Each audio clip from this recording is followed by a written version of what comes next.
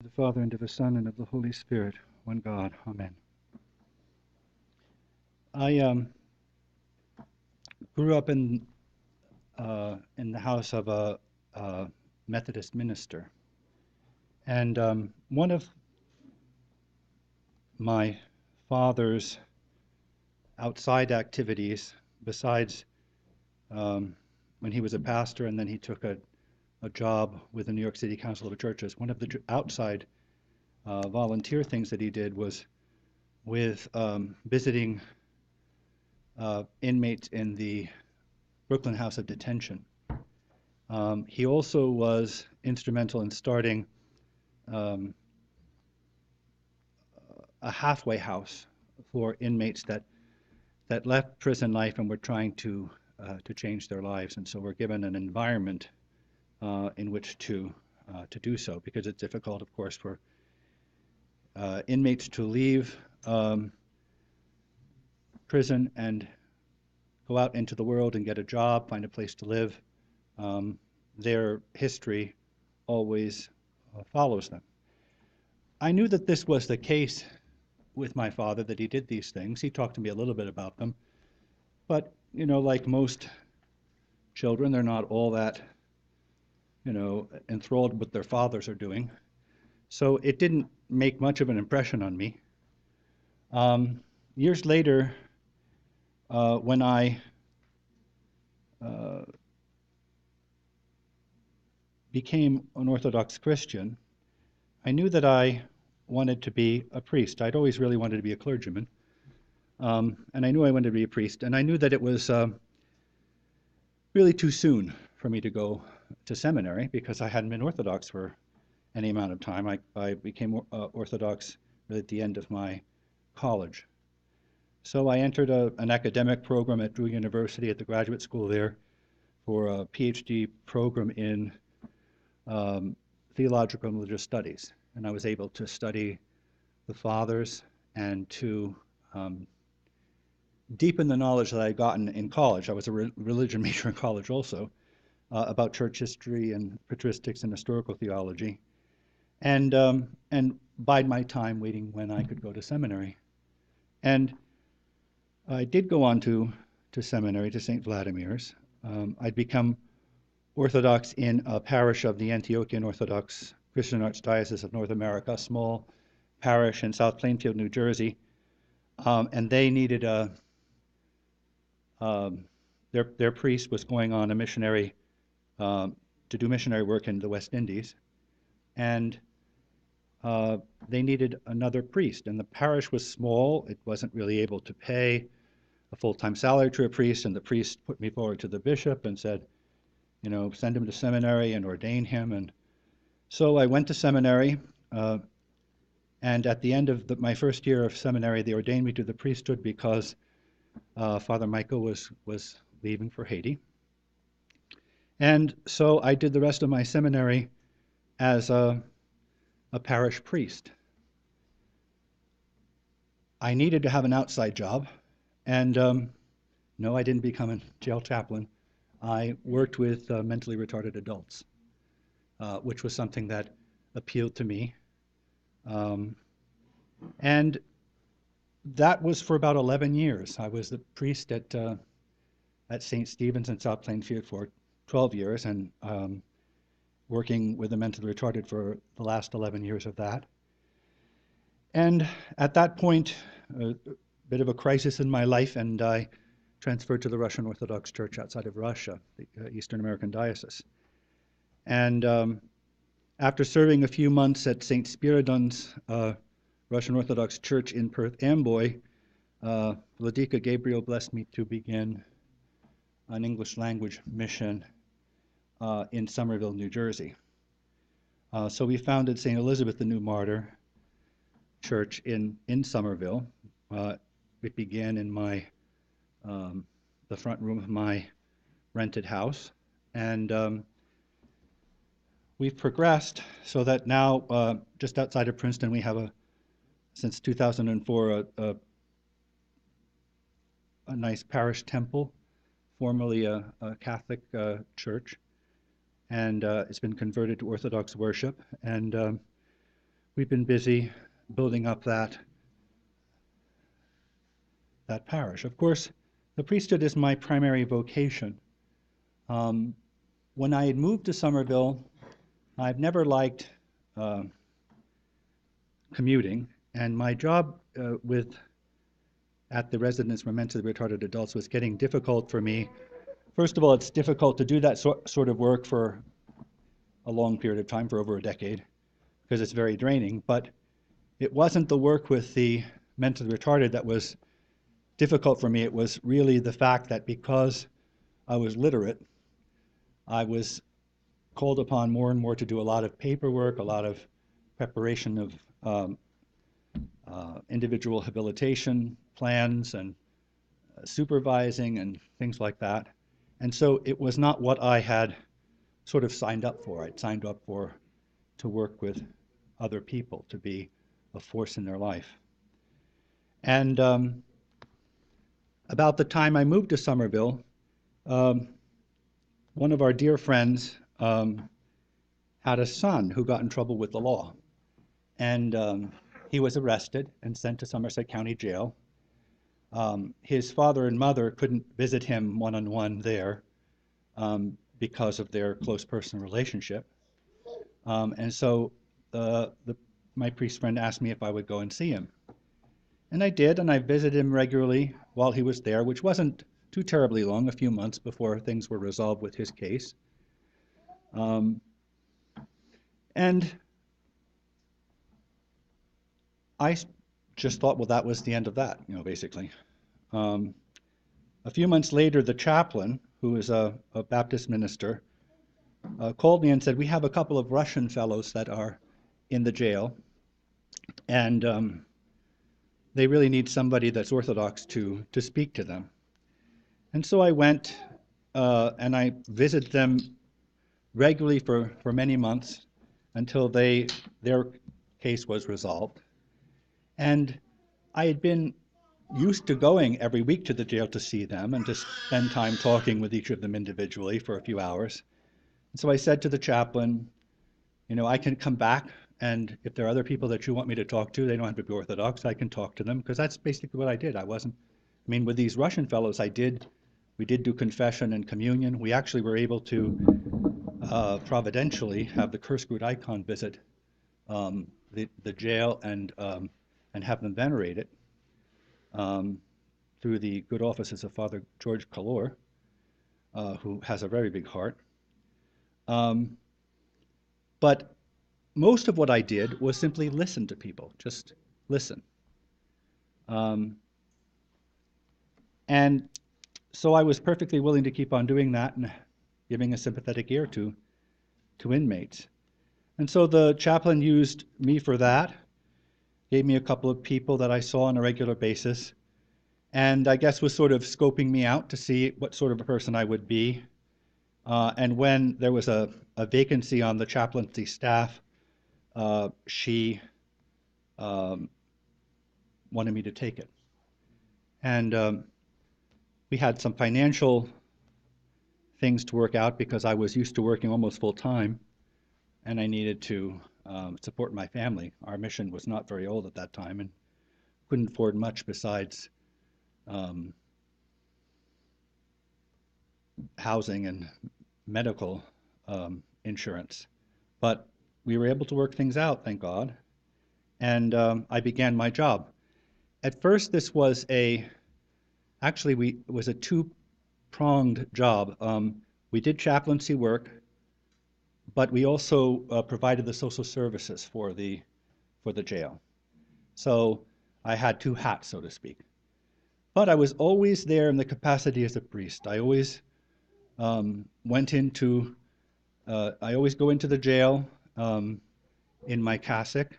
I always wear a cross. Actually, you can't wear a metal cross in the jail because it can be used as a weapon either against you or against somebody else. And so when I'm in jail, I wear a little wooden cross, which is no threat to anybody, on a stretchy cord. And I always appear as an Orthodox priest. That's what I am. I can't be anything else than an Orthodox priest. But I can do a lot to minister to other people who are not Orthodox. There are very, very few Orthodox Christians that come through the Somerset County Jail. We've had, perhaps maybe a dozen in the all of the years that I've been working there. Russians from the lands of the former Soviet Union, some Greek Americans, some Georgians, some people from the Asian republics of Russian background. Various people that I've been able to talk to and I try to minister to as much as I can. But as you can probably guess, the people that are in jail are not particularly, the Orthodox that wind up in jail are not particularly close to their faith. I try through a loving presence to bring them closer to the faith. I provide them with whatever I can, whether it's the scriptures in English or in Russian or Greek or Georgian or whatever I can do, a prayer book, an icon card, things to try to bring them closer to God. But you basically in jail have to take people where they are and try to help them where they are. And that's particularly true of the non-Orthodox inmates that come to the jail. A lot of them, although they've been mixed up with so many terrible things, have a deep interest in God, a deep interest in the Christian faith. There are very many inmates out there who have read the Bible from cover to cover, maybe multiple times, because in jail they have plenty of time. They're deprived of a lot of things, but they're not deprived of time. And they're deprived of a lot of literature, but the Bible is always available. And so, interestingly enough, you get much more interest in the Bible, many more questions about the scriptures from inmates than you ever get from parishioners who hardly ever open up the Bible at all. So knowing the Bible and knowing the advice to give about reading the scriptures and knowing how to answer certain questions about problematic passages in the Bible and so on is something that you can do for a lot of people in the jail. I also part of my job is being an advocate so that everyone can practice their faith, whether it's an Orthodox Christian who wants to keep the fasts of the church and so is a vegetarian on certain days of the year, or whether it's an Orthodox Jew who wants to keep kosher, or Muslims who have dietary needs, or people who want to keep the fast of Ramadan, or Jews who want to observe the high holy days, and religions that are even more offbeat than that, allowing people to be able to practice the faith that they came into the jail with and to get to know it better and to become better people is part of the job that we do. Of course, if anyone asks me about my faith, I'm very happy to share that with them. And I have a whole bunch of things that I have that are available to people who want to know more. Well, I think that's more than enough about me and what I've done, but I wanted to talk about ministry to the incarcerated in general. And like with anything we do in learning about our faith, we begin with the Holy Scriptures. And in a few weeks, on the Sunday of the Last Judgment, we'll hear this gospel. When the Son of Man shall come in his glory, and all the holy angels with him, then shall he sit upon the throne of his glory. And before him shall be gathered all nations, and he shall separate them one from another, as a shepherd divideth his sheep from the goats. And he shall set the sheep on the right hand, but the goats on the left. Then shall the king say unto them on his right hand, Come, ye blessed of my Father, inherit the kingdom prepared for you from the foundation of the world. For I was an hungered, and ye gave me meat. I was thirsty, and ye gave me drink. I was a stranger, and ye took me in. Naked, and ye clothed me. I was sick, and ye visited me. I was in prison, and ye came unto me. Then shall the righteous answer him, saying, Lord, when saw we thee and hungered and fed thee, or thirsty and gave thee drink? When saw we thee a stranger and took thee in, or naked and clothed thee? Or when saw we thee sick or in prison and came unto thee? And the king shall answer and say unto them, Verily I say unto you, inasmuch as ye have done it to one of the least of these my brethren, ye have done it unto me. Then shall he say also unto them on the left hand, Depart from me, ye cursed, into everlasting fire, prepared for the devil and his angels. For I was an hungered, and ye gave me no meat. I was thirsty, and ye gave me no drink. I was a stranger, and ye took me not in, naked, and ye clothed me not, sick and in prison, and ye visited me not. Then shall they answer him, saying, Lord, when saw we thee an hungered, or athirst, or a stranger, or naked, or sick, or in prison, and did not minister unto thee?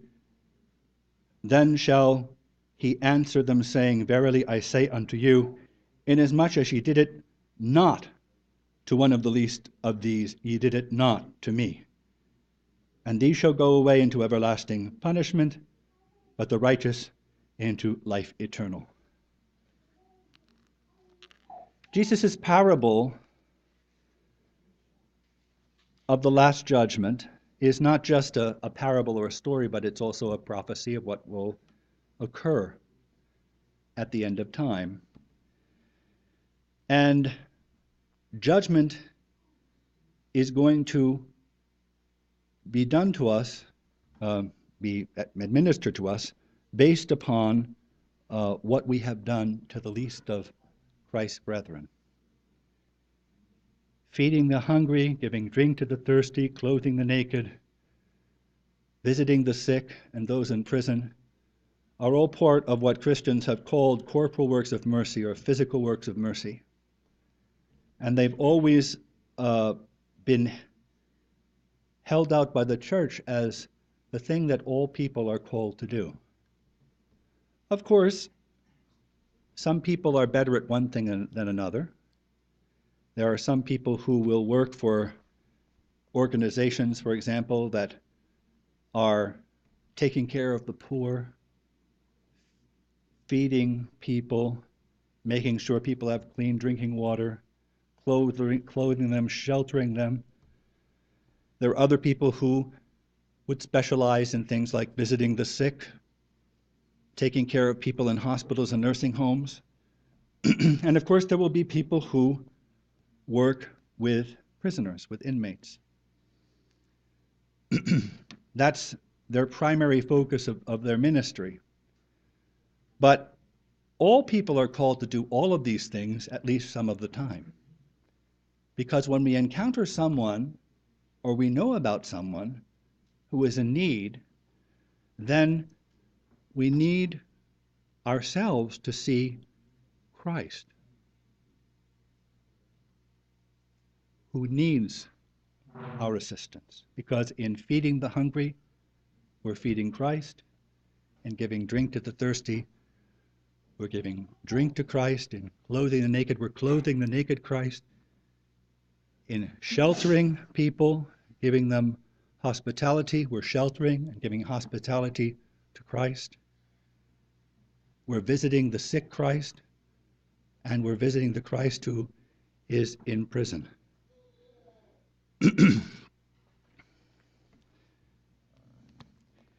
In the Somerset County Sheriff's Department, there's a very lovely man. He grew up in our church, in the Russian Church Abroad.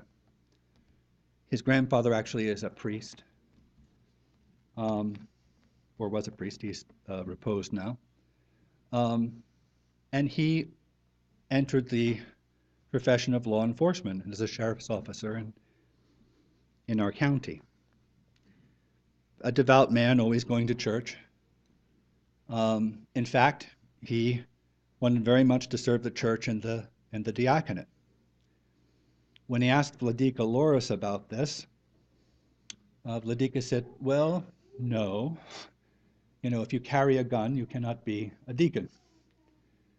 So, as often happens, he found a way. He went to the Ukrainians, who don't have a problem with people carrying guns and being deacons.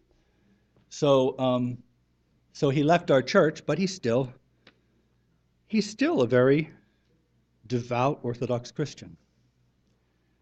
And he's a wonderful man. Every time he sees me in the middle of the officers' dining room or something like that, he'll always come up and ask for a blessing, and it's very embarrassing in a way to have somebody kiss your hand in this environment with all these law enforcement officers, especially somebody that's sort of humbling himself in front of the chaplain, who everybody despised. But he does it. But one time we sat down and he said, why are you really doing this? And, these people are bad. They're in jail, Shouldn't you really be helping the victims of crime rather than the perpetrators of crime? We see that even someone who is as religious as he, as devout Orthodox Christian as he, just didn't understand what Jesus was talking about in his parable of the Last Judgment here. He didn't understand what St. Paul meant when he said that all of us are guilty, all of us have fallen short of the glory of God. Every one of us is a sinner.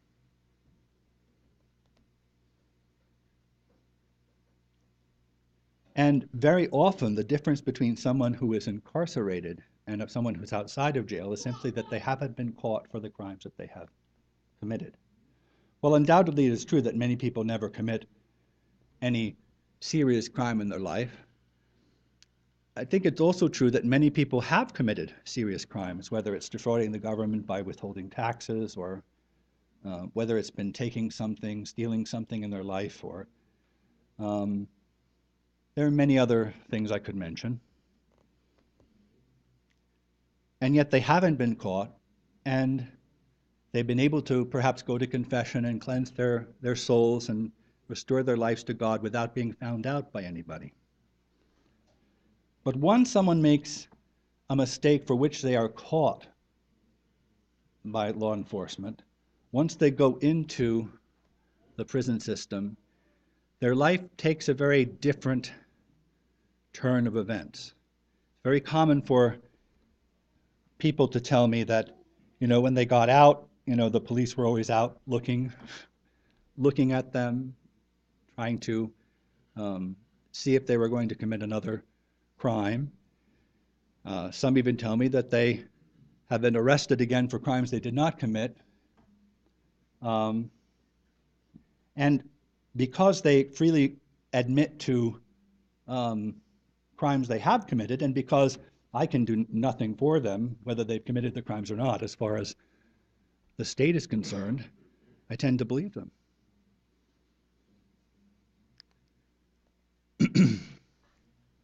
The point is that everyone who is in need, whether it's due to a physical sickness or to a state of poverty, or whether it's due to mistakes that they've made in their lives or crimes they've committed, everyone, Jesus tells us, in ministering to them, we're ministering to him.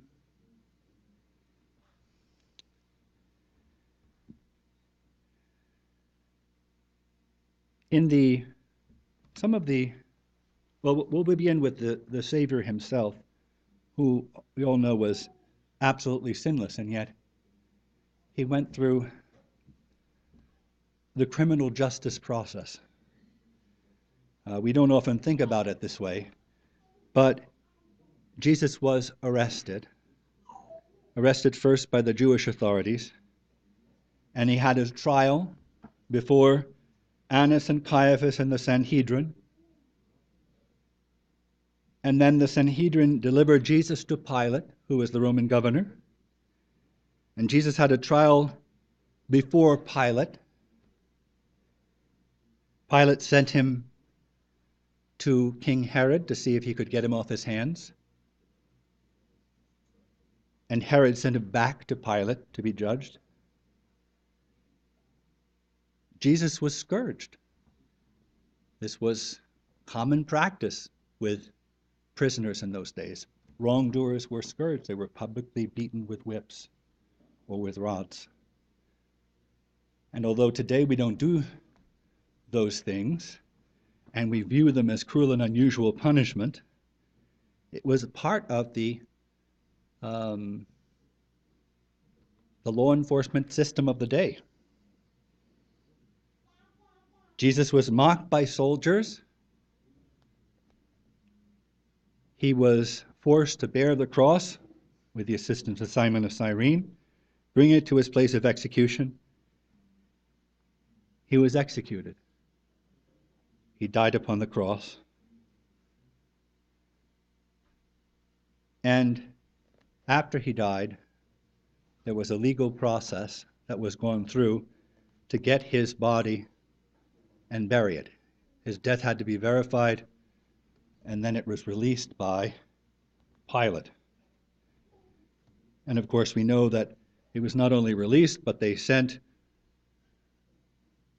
soldiers to keep watch at the tomb at the insistence of the Jewish leadership. So Jesus himself, though he did no crime, endured all of these things. Endured trial, endured punishment such as scourging and mocking and bearing his own cross. He endured execution at the hands of the state, and he endured his body being released by the civil authorities to people who loved him to bury it.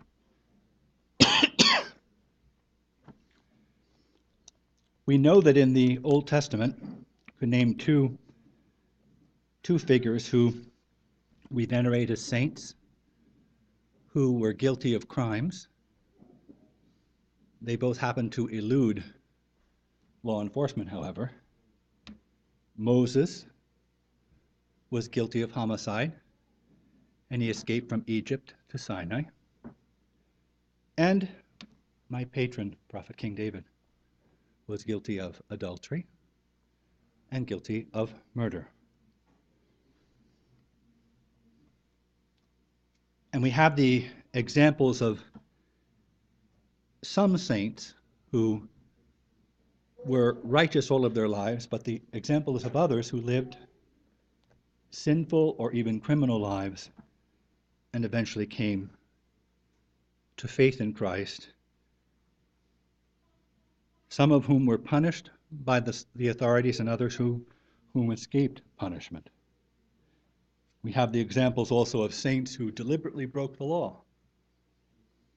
I have a saint earlier this week who took it upon himself to smash the idols, Roman idols, of silver and gold, and to take the silver and gold and distribute to the poor. Public destruction of property. Theft. Of course, they were willing to take the punishment for what they did, but they still were criminals. In the Acts of the Apostles, we have examples of the apostles suffering arrest, imprisonment, trial, punishment. The apostles Peter and John were arrested by the Sanhedrin, imprisoned, tried, threatened, and then released. The apostles in general, it doesn't tell us exactly who, but it's multiple apostles, a little later on in Acts, were arrested, imprisoned, released by an angel from their imprisonment, then rearrested, tried, beaten, threatened, and then released. St. Stephen the protomartyr, we know that there was no legal action against him, but he was stoned by a mob. He was lynched, in effect, because they thought that he was a transgressor of the law. In one of the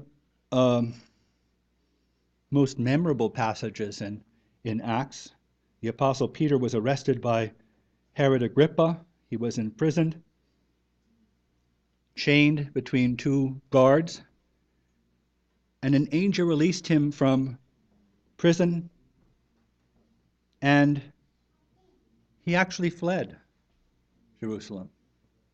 He eluded the police. He eloped, as what we would say in the criminal justice system.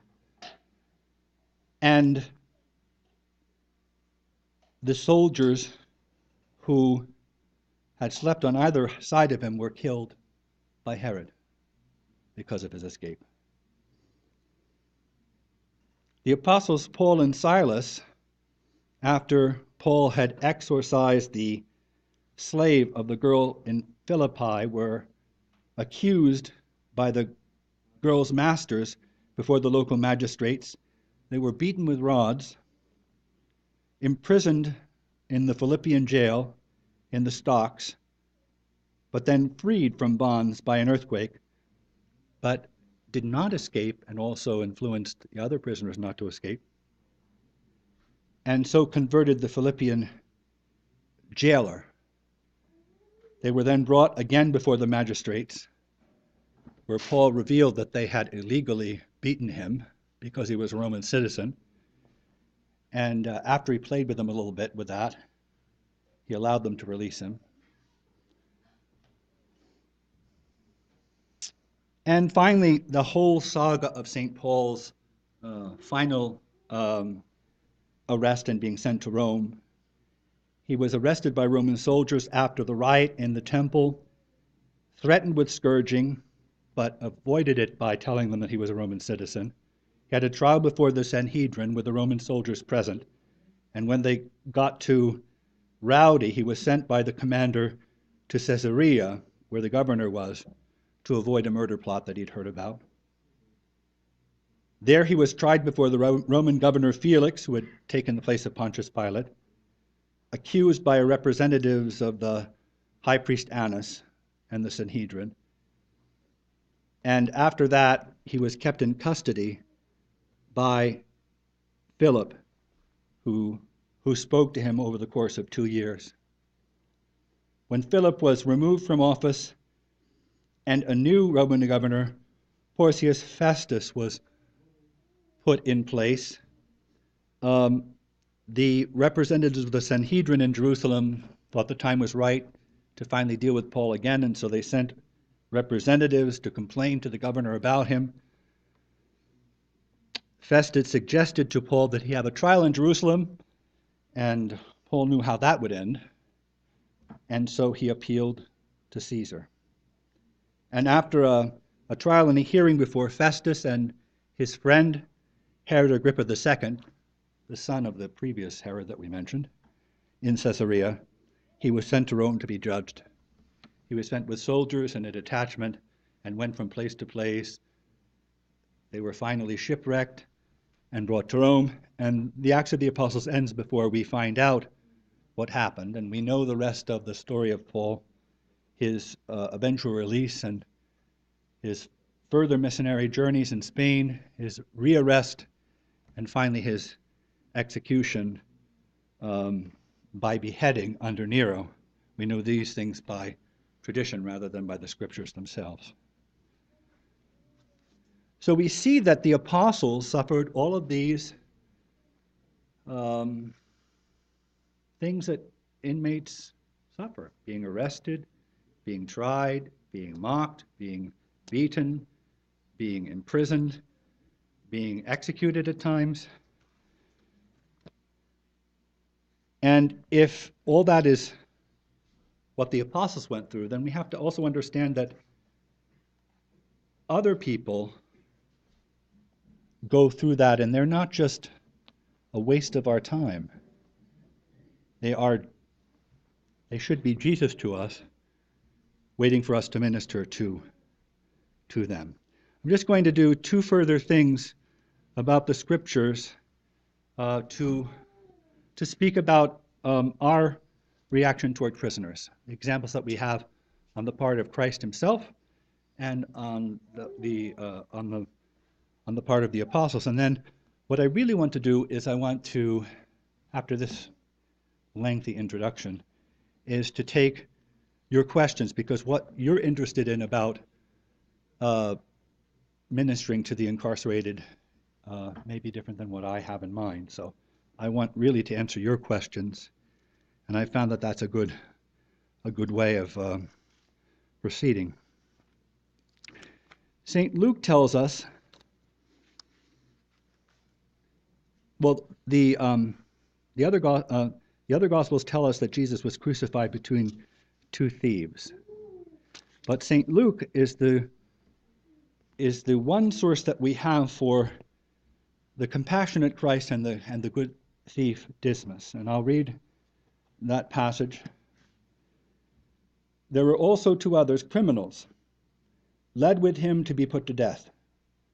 And when they had come to the place called Calvary, there they crucified him and the criminals, one on the right hand and the other on the left.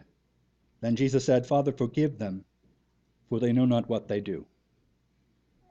Then they divided his garments and cast lots, and the people stood looking on, but even the rulers with them sneered, saying, He saved others. Let him save himself, if he is the Christ, the chosen of God.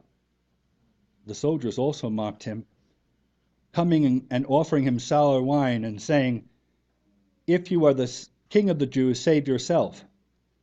And an inscription also was written over him in letters of Greek, Latin, and Hebrew, This is the King of the Jews. Then one of the criminals who were hanged blasphemed him, saying, If you are the Christ, save yourself and us. But the other answering rebuked him, saying, Do you not even fear God, seeing that you are under the same condemnation? And we indeed justly, for we receive the due reward of our deeds.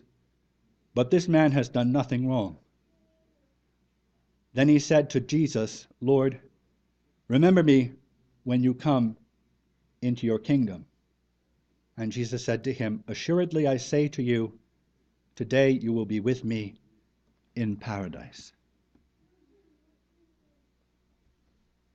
There's actually a story, a tradition, that this thief Dismas was a bandit in Egypt when the Holy Family came to flee from Herod, and that this bandit wanted to take whatever it was that the Mother of God had in her hand. She thought she might be concealing something, and so he went up to her and uncovered her and saw that she had the baby Jesus at her breast. And the tradition tells us that he said, if God were to come down and take flesh, he would not be more beautiful than this child. And so he convinced his companions to leave the Holy Family alone. And the Mother of God said to him, You'll be blessed by God for this mercy that you've shown us. And the tradition places this good thief, Dismas, as that man who did that thing, and later on was forgiven by Christ on the cross. Anyway, we see here the attitude of Christ toward the thief, which is no different than his attitude toward the sinful woman or the other sinners that he came across. He was always willing to forgive. If there was repentance, he was willing to forgive. And basically, we Christians are called to do the same. St. Peter said, Lord, how many times should we forgive those who sin against us? As many as 7 times? And Jesus says, I say not 7 times, but 70 times 7. So many times people will say, well, you can't believe these people. They're just liars. They're criminals.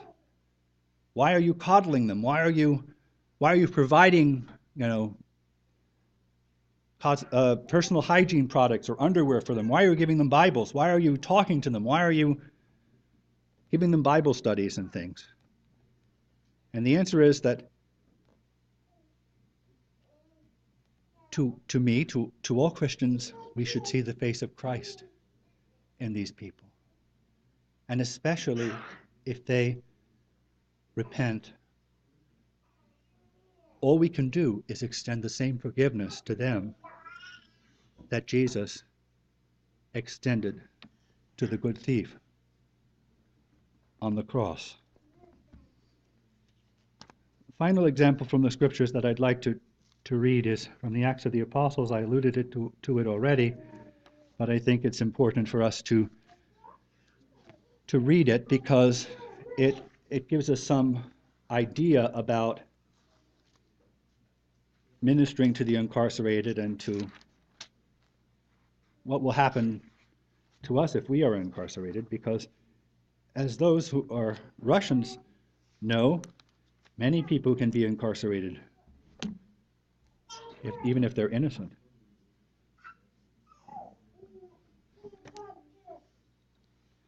After St. Paul had cast out the spirit of divination in the slave girl in Philippi, her masters were very angry, and so they brought them to the magistrates and said, "These men, being Jews, exceedingly trouble our city, and they teach customs which are not lawful for us, being Romans, to receive or observe." Then the multitude rose up together against them, and the magistrates tore off their clothes and commanded them to be beaten with rods. And when they had laid many stripes on them, they threw them into prison, commanding the jailer to keep them securely. Having received such a charge, he put them in the inner prison and fastened their feet in the stocks. But at midnight, Paul and Silas were praying and singing hymns to God, and the prisoners were listening to them. Suddenly there was a great earthquake, and so that the foundations of the prison were shaken, and immediately all the doors were opened and everyone's chains were loosed. And the keeper of the prison, awakening from sleep and seeing the prison doors open, supposing the prisoners had fled, drew his sword and was about to kill himself. But Paul called out with a loud voice, saying, "Do yourself no harm, for we are all here." And then he called for a light, ran in, and fell down trembling before Paul and Silas. And he brought them out and said, "Sirs, what must I do to be saved?" So they said, "Believe on the Lord Jesus Christ, and you will be saved, you and your household." Then they spoke the word of the Lord to him and to all who were in his house. And he took them the same hour of the night and washed their stripes, and immediately he and all his family were baptized.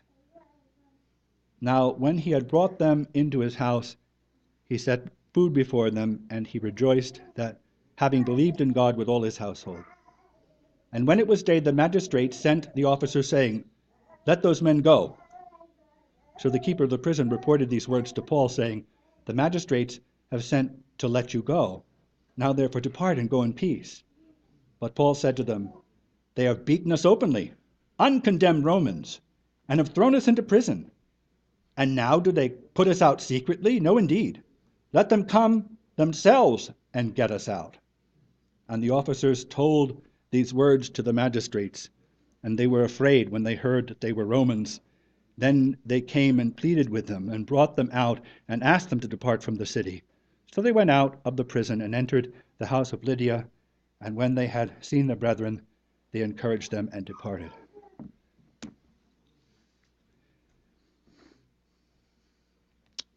St. Paul and St. Silas were arrested for doing something good. They released this girl from demonic possession, and they were accused because her master's livelihood was lost because of this. And so they brought them to the magistrates, basically saying, "These people stole something from us." And the magistrates also saw that the multitude was upset, and like Pilate with Jesus, they had the apostles beaten and thrown into prison. And we hear what the behavior of the apostles was like in the prison. They didn't get discouraged because they were unjustly arrested or imprisoned or even beaten with rods. But they rose at midnight and they sang the praises of God. And the prisoners were listening to them pray and sing the praises of God. They were in the prison themselves, and they were just being good Christians, and in so doing, they were reaching out to the other prisoners. And when the earthquake came and everyone's bonds were loosed and they could have escaped, the Apostle Paul and Silas did not escape, and they even convinced the other prisoners not to escape. And through this, they got the attention of the jailer, who was open to receiving the gospel. And he and his household were baptized. The magistrates, who really knew nothing of this, felt that now that the crowd had dispersed, they could just send these people on their way. But St. Paul proved his point. He wanted them to know that they had broken the law, and so he had them do a little groveling, basically. But then he went away. He didn't pursue it any further. He didn't sue them because his rights had been violated. But he wanted them to know that they should not be so fast to beat people in the future and imprison them for no good reason. So we see the example from the scriptures here of how the Apostle Paul and the Apostle Silas accepted their imprisonment and ministered to people in the prison, both the inmates and their jailer. As I said before, I really would like to hear if there are any questions. I mean, I could go on with my own thoughts, but I want to answer your questions. Your insight into this. In my own experience, it seems to me the hardest thing when ministering to people who are either in pain or at a disadvantage, such as in prison or whatever, being in a superior position in reference to them. How do you ever have difficulties just because of that reality that you have these things that they don't have? Is it difficult for you to relate to them, to speak to them, and how do you find words to give to them that will not hurt them more than they already have been? Can we rephrase the question for that? The question is that when you're dealing with people that are at a disadvantage, in this case we're talking about inmates, and they're in great pain, and you yourself are not really going through what they're going through, how do you comfort them? How do you help them? Is that Well, I think that listening to people, really listening what they have to say, goes a long way to helping them heal. There is no magic wand that you can wave to make their pain go away, but sharing it with them and not trying to cut them off or say you shouldn't be feeling the way you're feeling, or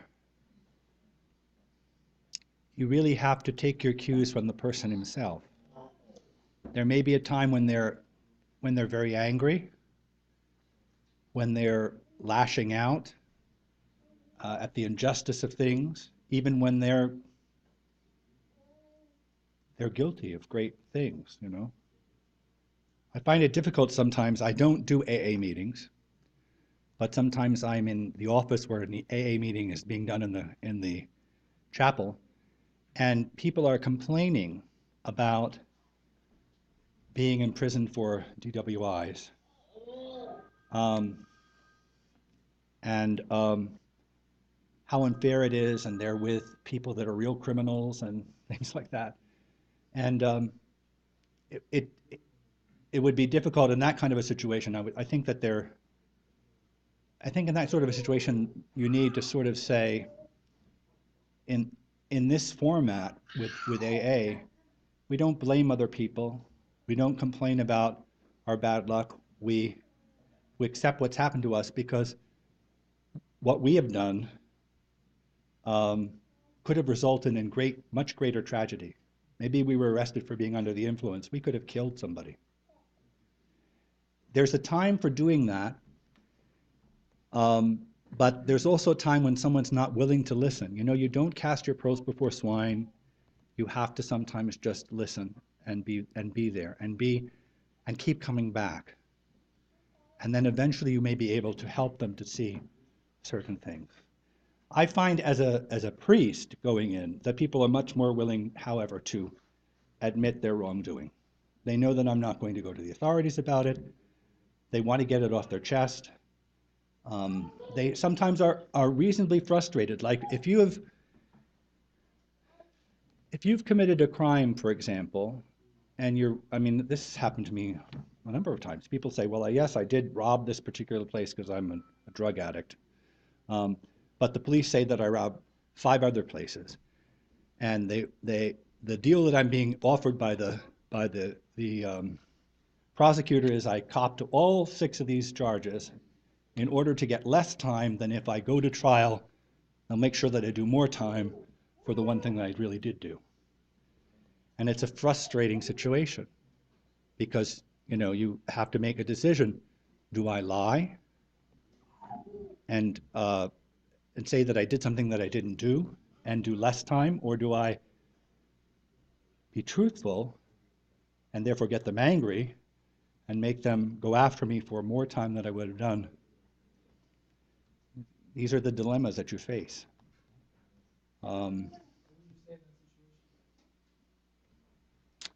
I I would say I'm not incarcerated. I'm not suffering the same things that you're doing, but my thought is that I wouldn't say that I've done something that I haven't done. And I'd have to try to take the consequences of that. And I think that's what the saints would say, you know. But I don't blame you if you decide to play the game, because unfortunately, corrections has become somewhat of a game. The ideal here is to get people to take pleas rather than go to trial, because a plea is always certain. Of course, you know what's going to happen to the person.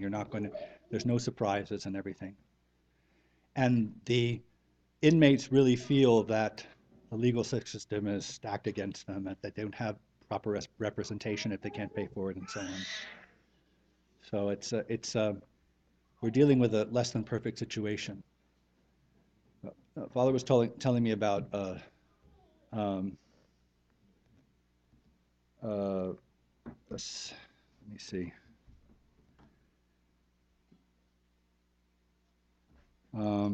I've lost my train of thought.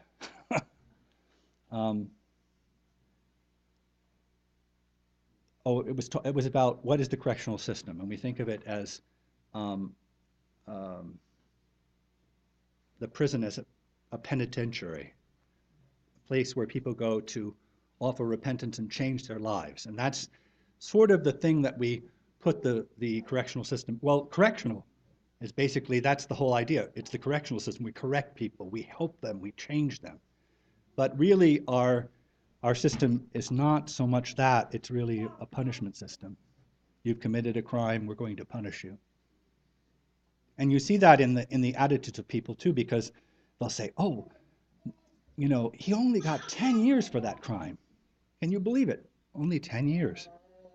Have you been 10 days in jail? Have you been 10 months in jail? 10 years in jail? Can you imagine giving up 10 years of your life? That's all he got? That's a long time. Anyway, next question. I was just wondering, as a priest, I mean, I know growing up in a family, it was a deacon who has a full-time job outside of church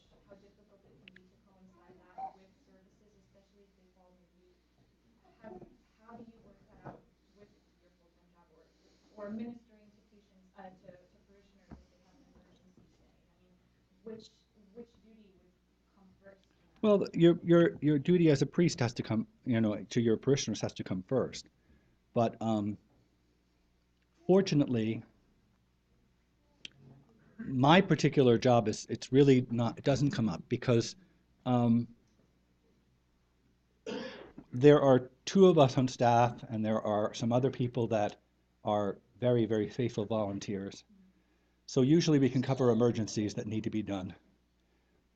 The head chaplain and I, who's the assistant, neither one of us can, for example, could come on Sunday morning to do anything because we're both pastors of churches. So the jail has to work with us on that. And the other thing is that my schedule is, now I only work 60 hours a month. When I started there, I was working 32 hours a week. And now that what happened, I don't know, 5, 6 years ago is we lost the social service contract. And now we're only chaplaincy, we're only religious services. And so our hours went way down anyway. And at that point, fortunately, it coincided with my parish growing larger and also my children going older, so that Madrushka started to teach. So I only have the 60 hours a week, and it's totally when I can come in, except for these dire emergencies, if somebody dies or something. Yeah, I found also that I can work. I'm much more productive in the jail at night because during the day, everybody but us has the priority. So if a lawyer comes, they get the space. If social services comes, they get the space. If parole comes, they get the space. Even if we're in the middle of something, out, they go in. So I work at night. I work from 5 p.m. to midnight. And then pretty much there's nobody to compete with. Was that the same prior when you were working? I found out that I could work better at night, and they basically allowed me to work at night. And I would come in the day. When I was doing 32 hours a week, I did more day hours too. Because social services had to be done, most of it had to be done in the day. They wanted us there. Is there any laws in New York or New Jersey, like Ireland, for example, where when a offender, a crime offender, has confessed on something confined to you, that you, by law, will be obliged to tell the authorities, to alarm the authorities, something that they're not aware of, something that is rather unsolved crime, that only you are aware of? Is there a law in New Jersey or New York, state law, that compels you to confine the crime to the authorities? And if such, have you been in that position where you're aware of crime only known to you, done by someone that you have not told the authorities? And how would you deal with it? The question, yeah, sorry, I forgot the last one. The question is there a law in the state of New York or the state of New Jersey that requires clergy to inform the authorities if they have knowledge of a crime being committed? And I believe that the answer is no to that. There's some movement to have laws like that passed, but I don't think that they will. I don't think they'll be successful. But even if they are, I think that the clergy cannot comply with such a law. I mean, I think that clergy have something like an attorney-client privilege type of a thing, where they need to be able to have somebody tell them things without it affecting the relationship, and otherwise there's be no trust. And the way that I've handled myself is that I view all things that inmates tell me as like confession, like a seal of confession.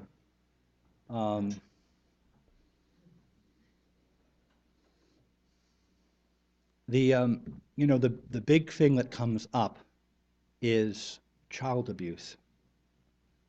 If you had knowledge of child abuse as you as a priest, and this would happen to be parish priest, not just a correctional. In the correctional thing, it's sort of a moot point because the person, if they're guilty of child abuse, they're already incarcerated. So, but you have to find a way of helping the family without divulging the seal, without breaking the seal of confession. And so you have to exert as much authority as you can on the person to get them to confess, them to remove themselves from the abusive situation. And if not, you have to, in some way, perhaps tell the spouse that she needs to be careful with her children or something like that. You have to find a way of not saying what the person told you, but still trying to save the children from abuse.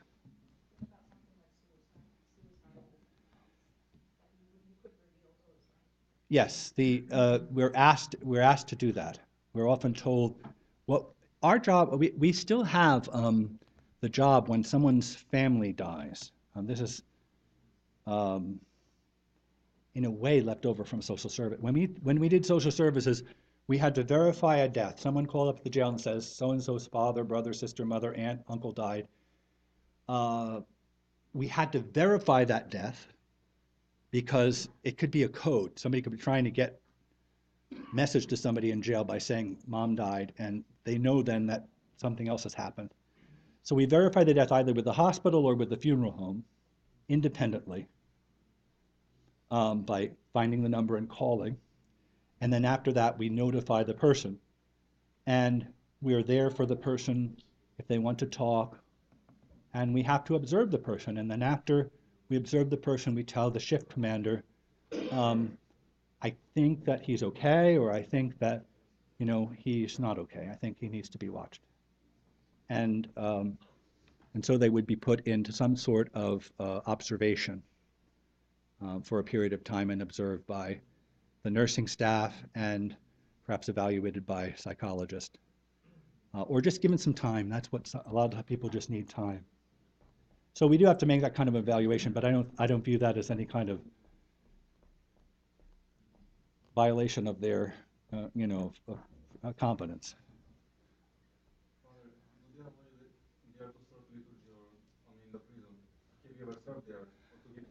Are you able to serve liturgy or give Holy Communion in the correctional situation? In our particular jail, I have never served the Divine Liturgy. I have given confession and communion to people who are Orthodox. Our particular situation is one, we keep things peaceful by having 16 distinct housing units, from minimum security to maximum security. 80% of our inmates are male, 20% female. They have parallel systems. Males and females are never mixed.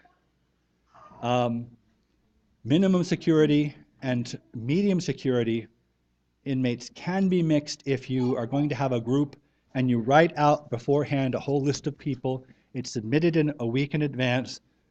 They go over the list to see if anybody has keep separates. If there's certain orders that two inmates have to be kept separate, either because they'll kill each other or because they're co-conspirators or whatever reason they're on the keep separate list. And if they're not on the keep separate list, then minimum and medium security prisoners can be mixed outside of their pod. Maximum security inmates can never be mixed, not even with other maximum security inmates that are outside of, they're in another maximum security pod. So this, in our particular jail situation, what this basically means is if we're going to have a Bible study or a Catholic Mass or a Protestant service, we have to replicate that in every single pod.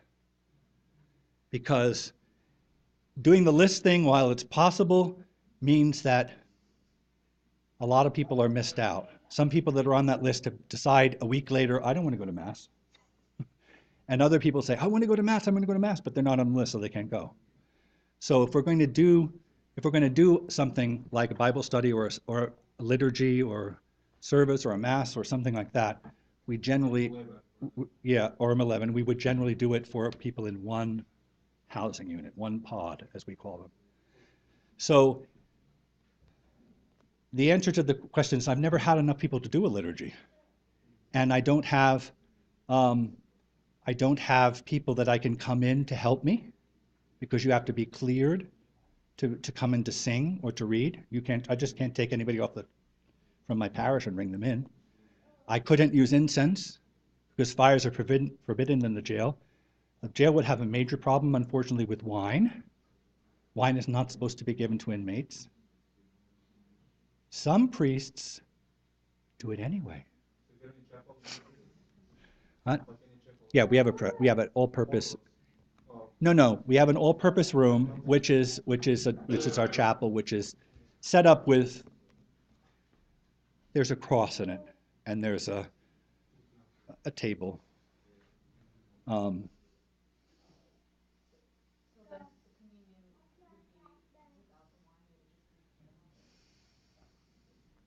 You have to decide whether to obey the church or to obey the state in this case.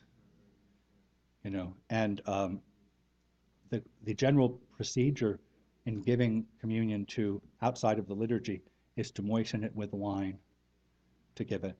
It could be done dry, but generally then you need something to wash it down with. So you could give it with water, I suppose. It just depends upon how dire the situation is, how much you're being observed and everything, and you don't want to jeopardize your clearance, get thrown out of the jail. You mentioned you couldn't bring your parishioners in Seminary or something like that.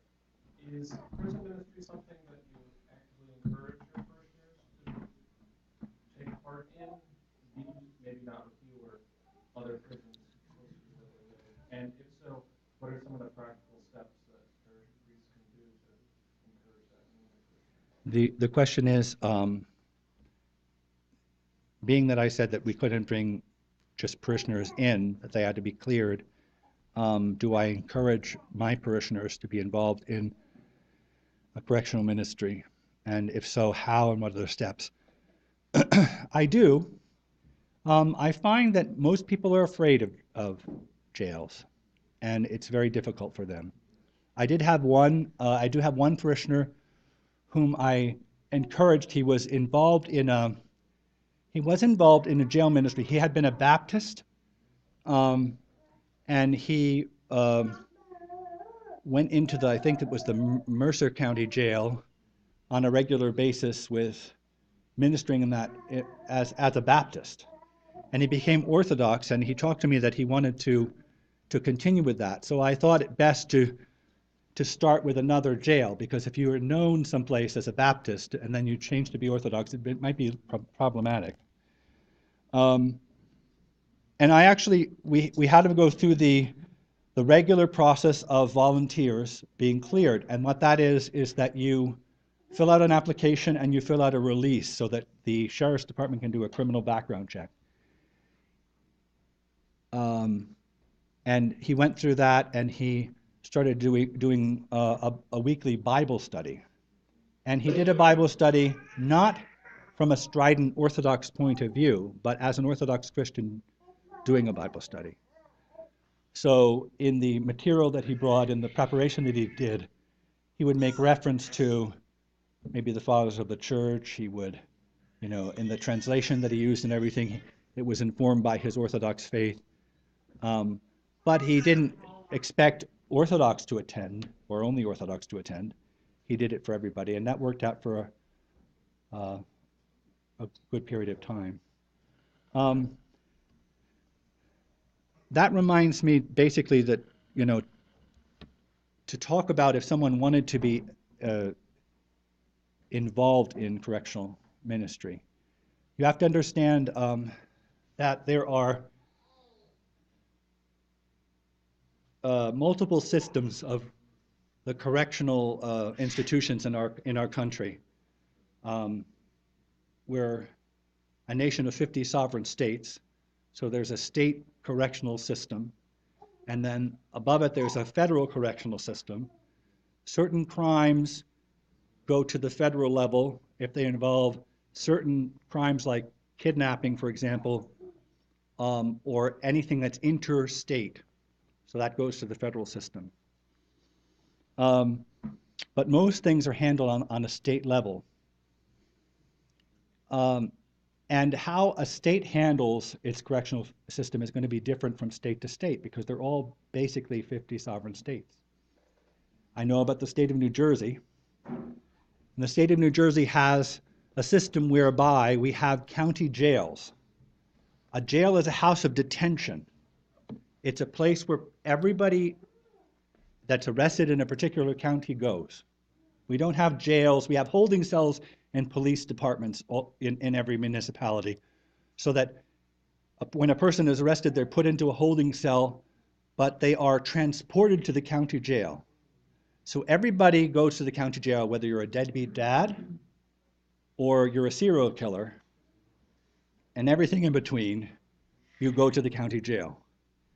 And in the county jail, you go through the process of arraignment and setting bail.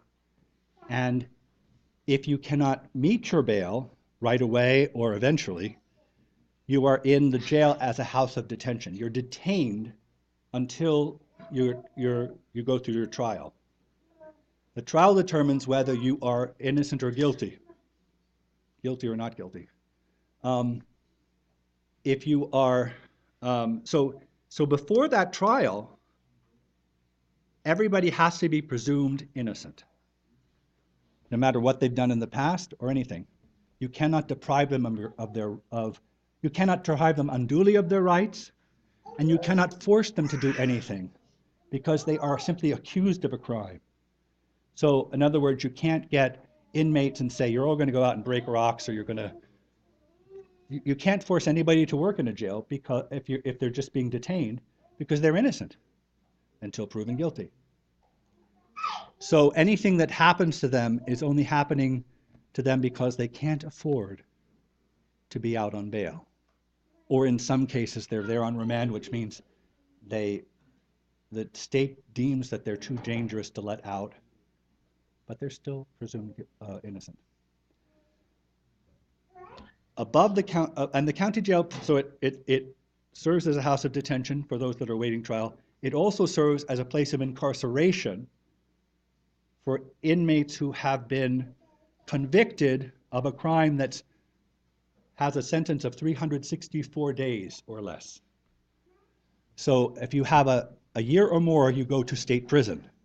If you have less than a year, your sentence is served in the county jail. So once you're finished, if you have been convicted and say you are guilty of a felony, and so it's over a year's worth of time that you're serving, you would go on to first to a place in state prison where they would evaluate you and send you wherever they think you should be. If you're young, they tend to send you to institutions that are more rehabilitative. If you're older, they tend to send you to places that are more punishment oriented. If you are accused of lighter crimes, you go to a more minimum place, medium place. If they're very violent crimes, you're going to go to a maximum security place. And we have the problem of gangs, and so a lot of gang people have to be kept separate from everybody else lest they mix. That's one of the reasons why we have our pod system that I explained, all these different pods, so that if we have gangs, we can keep everybody apart. So all that is a long way of saying that if you want to be involved in the correctional system, whether it's county, state, federal, you have to follow the guidelines of those particular places. I am a chaplain at the Somerset County Jail. That doesn't mean that I could walk into even a New Jersey state prison and be accepted without their clearance. They probably would have to go through the clearance. Now, it might be easier because they know that I've been cleared by Somerset County and that I work as a chaplain and all that stuff, but I can't presume to go to any other correctional facility, even another county facility, actually, because every county has its own rules. So you have to basically target what you would like to do, where you'd like to do something, and local is good. So if you have a county jail that's near you, or you have a state prison that's near you, then saying, let me go through the chaplaincy office and find out what I need to do to go in to help is the way you'd have to handle that. What is like the greatest need that you face from prisoners that ordinary lay parishioners could help? And if maybe not going into the jail, collecting money to buy. We need Bibles. I need Orthodox materials, whether they're small prayer books. Like the Jordanville prayer book, being $15, I don't know what it is too much, and being hardcover, which is actually technically not allowed in a jail, although it's often passed by, is not practical for me to give to inmates. So I have to find something else. There was something done by Eastern Orthodox Books, a pamphlet of selected prayers. That's only $1, or I found it for $1, and that's what I stock up on. So somebody giving money for that. The Orthodox Christian Prison Ministry, which is a branch of what was SCOBA, and now I guess probably whatever's taken the place of SCOBA, has a series of books that are very good, aimed at Christian prisoners. There's a prayer book that is basically an Orologian. It's done in a contemporary English style, but it is an Orologian, a reader's Orologian. And some other things, Orthodox Christian readings. And there's a thing that's like a devotional readings for every day of the year, 365 readings. And there's some things that they do which I also stock up on. Back from the days when we were social services, we used to provide indigent personal hygiene products to inmates, and also indigent underwear, because when they're arrested, at least in our county, if they don't have white underwear on or white socks, they're out of luck. They get a uniform, just a shirt and pants, and canvas, very cheap canvas shoes.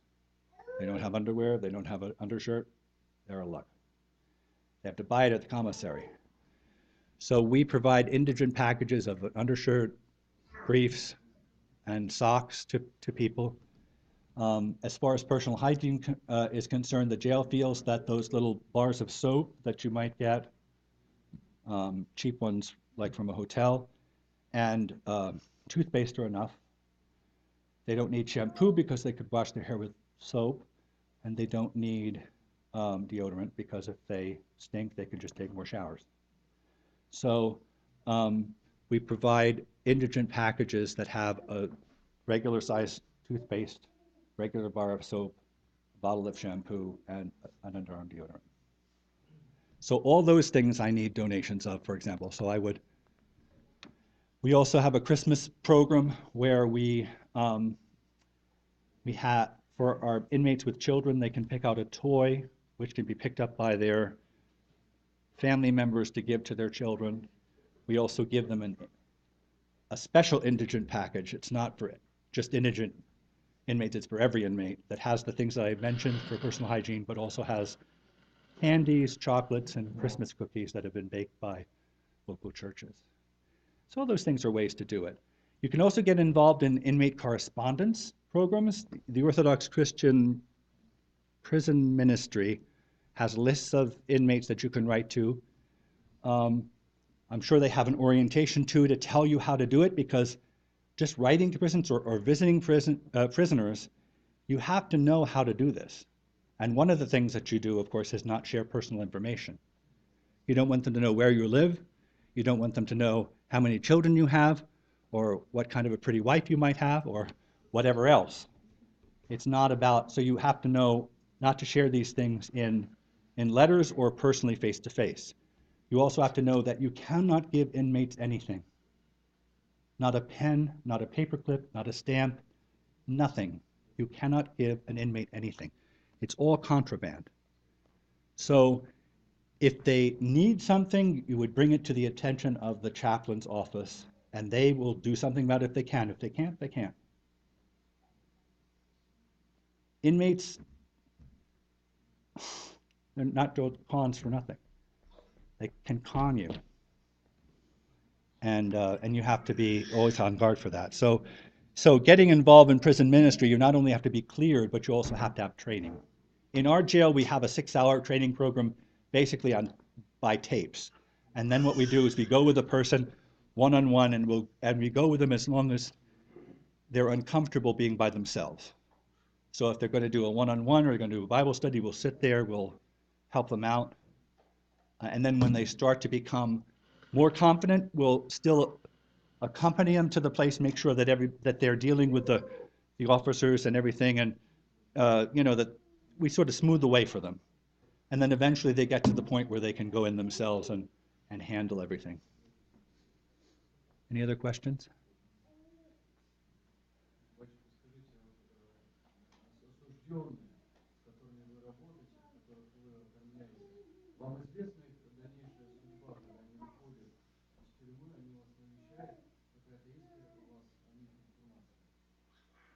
Okay, I'm going to need help. What do you know about the inmates who get released? Do you ever keep in contact with them? Do you know what happens with them after that? Yes. Receive information from them? Yes. So the question is, do we keep in contact with inmates that are released? In some cases, yes, we do. About 10 years ago, there was a 70-year-old man who was arrested because of an open container of alcohol. He was arrested probably not because of the open container, but because he was homeless and it was cold. And he was brought in December to our jail. And it's an extreme example, and it's a very unique example, but I followed him very closely. I was able to go with him through the social service system outside of the jail once he was released. I got him into temporary housing. I got him food in this welfare motel that he was in. We went to Social Security, the Social Security office, and got his Social Security reinstated. It was being sent to somebody and being used by somebody else. I brought him to the Veterans Administration because he's a 14-year veteran, and actually he was deemed to be 100% service-related disabled. So in the end, he gets like about $3,000 a month from the government. And for about 10 years, I had him in an apartment until he got too infirm. He had some drinking problems and things that are associated with that. And now he's in a nursing home. And I visit him each week, and I am his VA fiduciary and Social Security fiduciary. So I pay the nursing home on behalf of the government. That's an extreme example, but I mean, I have kept up with ex-inmates. In other areas, the thing is that because we're in a jail, most of our people move on to prison before they're freed. So we sort of lose contact with them. They may write to us still individually, and we can answer those letters. But in general, only in very, very exceptional circumstances will we visit them in prison, because they're in another system. We're dealing with this local system, and they have a prison chaplain. When they actually get out, we do sometimes help them financially if they're in dire straits. We do, but we mostly help people know how to work the system. So if you're homeless, you have to go to social services. If you're, we know what the steps are that they need to take. So we'll help that way. Yes.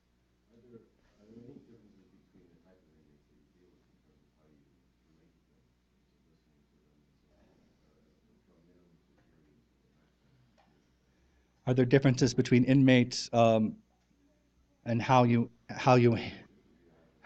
type of relationship that I have with them? I would say it's less to do with security issues than it might be to do with maturity.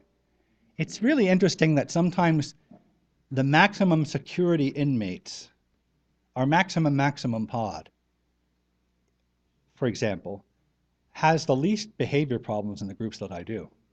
They're there and they're serious. They're generally a little bit older. They're not wise guys. They're not kids that are acting up. It runs much smoother than sometimes this minimum security group that I do, where they just don't know how to behave. I have to remind them about language that they use in the chapel. The other day I was giving out candy. I was giving out chocolates that we had left over from Christmas, and I had 15 men, and so I count out 15 pieces. I have a number of things to give them, but I do 15 pieces at a time, and I send it around. And at the end, 2 pieces were not there for them. And I said, look, that's it. You know that there's 1 piece for every person. I'm not giving out candy. And they came this next week, just this past Monday, and they said, oh, Father, we found out who it was, and we took care of it. It won't happen again. And so I tried it again, and this time I was able to get through 6 times going around them with nobody acting up, and everybody took 1 piece.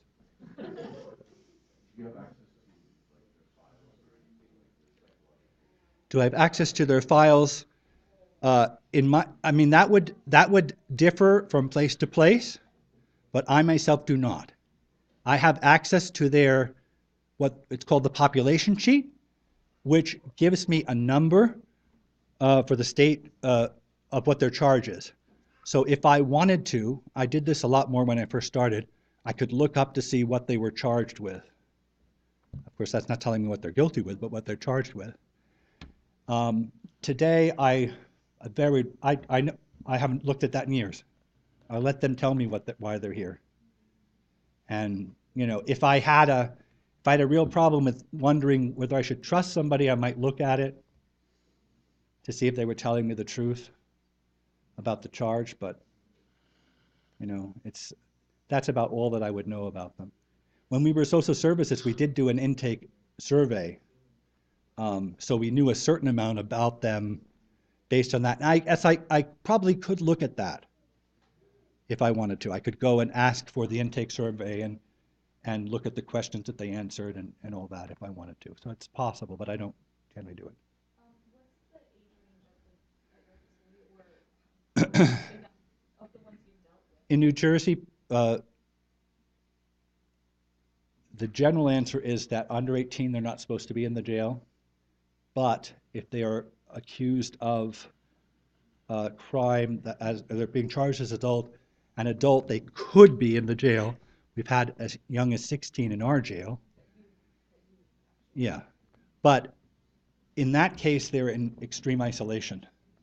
Any underage boy that's there is going to be in protective custody, and they're probably going to be also locked up most of the time in the cell to save them even from the other PC inmates who are largely there for sexual offenses anyway. Running out of time, but I wanted to ask one question. I know that drug use and illicit drug use is an issue in jails and in prisons. Recently there was in the news a priest of the Anglican Church who was arrested for sending an inmate some doses of a drug which is supposed to help a person get off of an addiction. I wanted to know that is your training as a chaplain adequate for handling drug and drug abuse issues, or would you recommend to someone getting involved that they have a better background or that is a deeper background in drug and alcohol counseling? Certainly drug and alcohol Shall I recap that?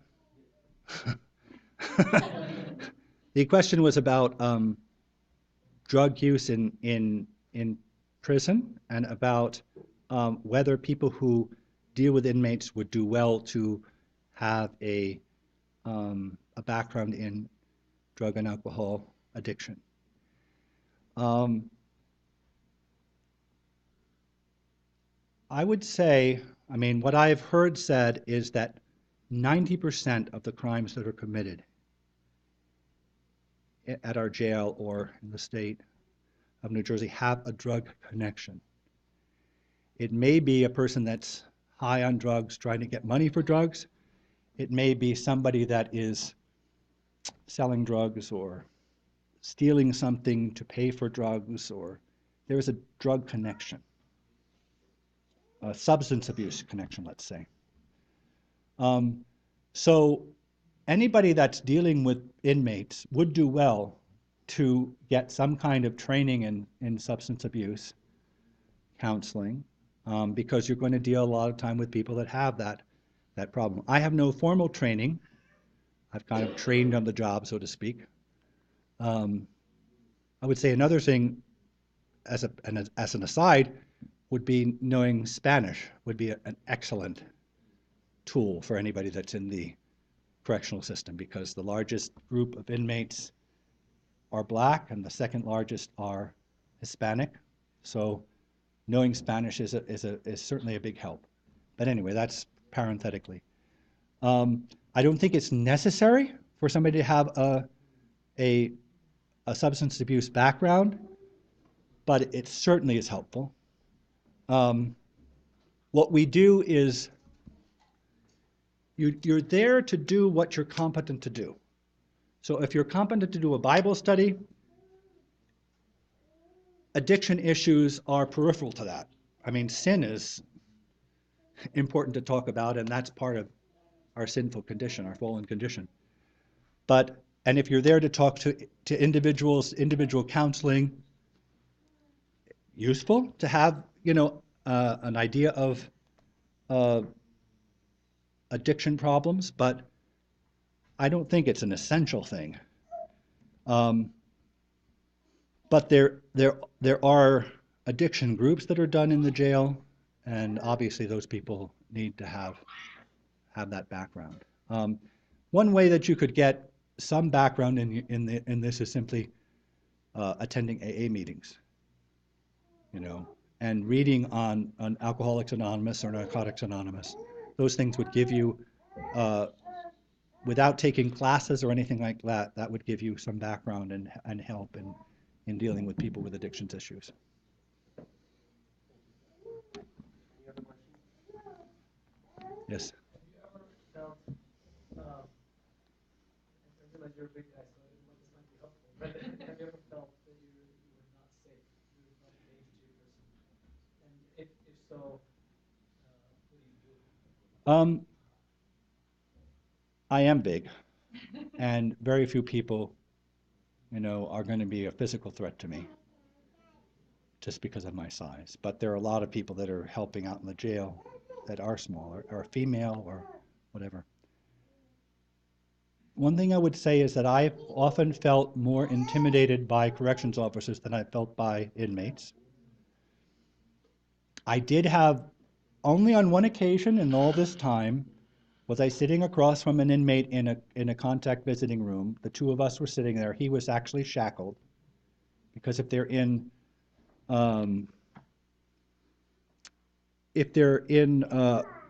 solitary confinement, if they're there for an infraction of the rules, they can see the chaplain, but they have to be shackled. That's one of the things that they insist on. He was a big guy sitting across from me, and he did say, I could kill you if I wanted to. So obviously, that was unsettling. But, and I did, I took that seriously. I think he was just trying to scare me, and it wasn't serious about it. But I took it seriously.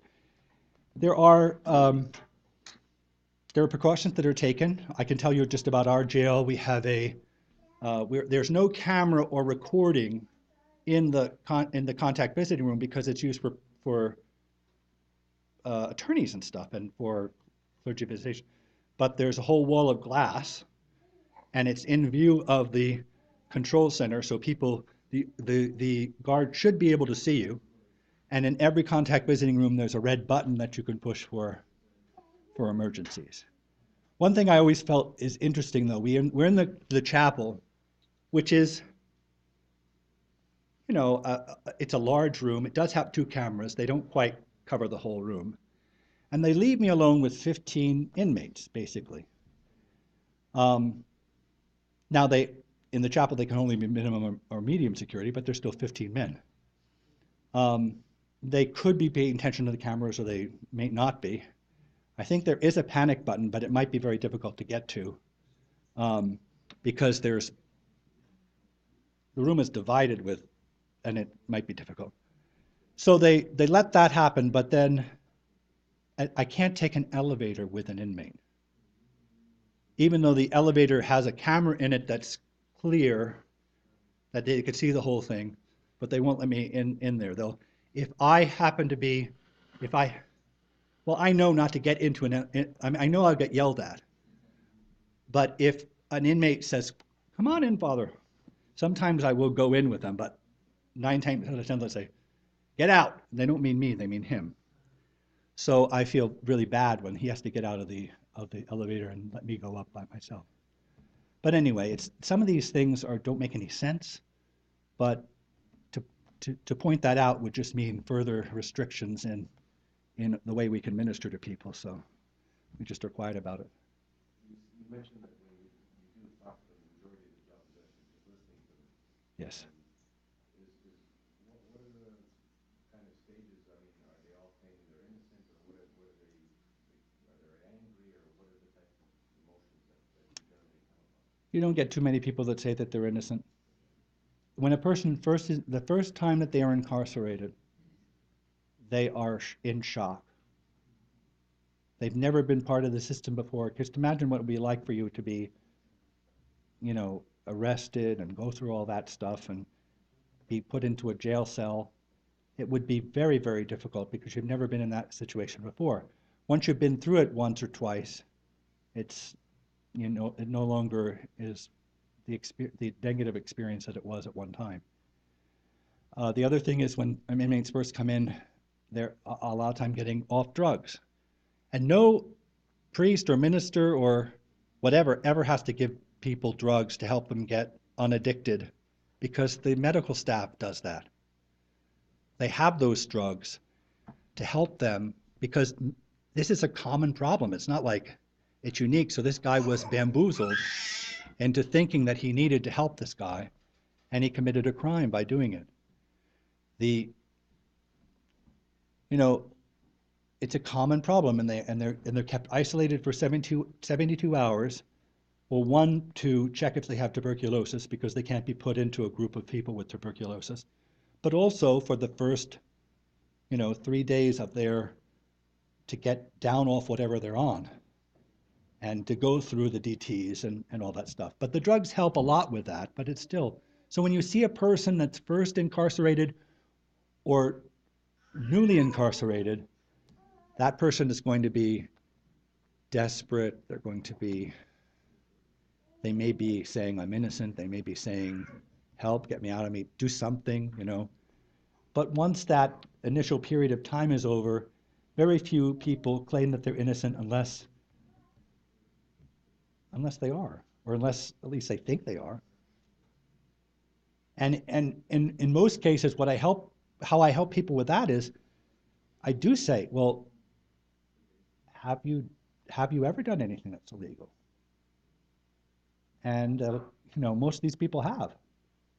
And I try to say, well, maybe you're here, maybe this is unjust, why you're here for this, but you have committed a crime in the past.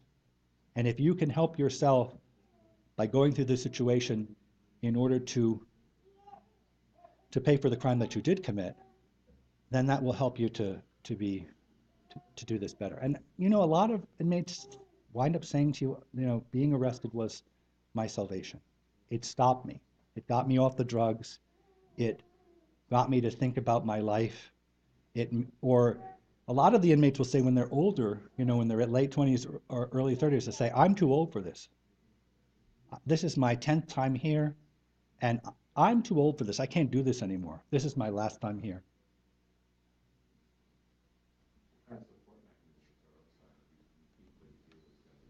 It's difficult because if they're going to go back to the environment where they were, and if it's a drug environment, if drugs are readily available, they should be taken out of that environment. That's why the thing like the halfway house that my father was involved in those years ago in the 70s or whatever it was a good idea, because you get them out of the neighborhood that they were in, away from the friends that also used, away from the drug dealers that they knew, and give them a chance at least to start over again.